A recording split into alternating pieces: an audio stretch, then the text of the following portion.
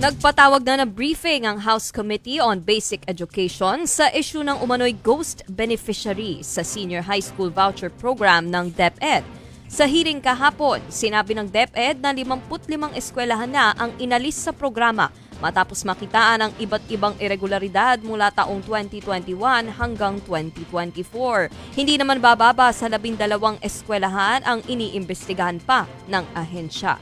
Taong 2015 nang ilunsad ang SHS Voucher Program para tulungan makapag-aral sa private schools ang mahihirap at kwalipikadong estudyante. Sa ilalim ng programa, nagsumite ng listahan ng mga benepisyaryo ang kada eskwelahan para mabayaran sila ng DepEd. Pero nakitaan ng irregularidad ang ibang eskwelahan, gaya ng mga questionabling benepisyaryo na hindi naman pumapasok sa ibang campus na ka-enroll o hindi kaya ay ilang beses lumalabas sa iba't ibang listahan. Babala ng DepEd, posibleng maharap sa kasong kriminal ang mga eskwelahan na mapapatunayang sinamantala ang programa.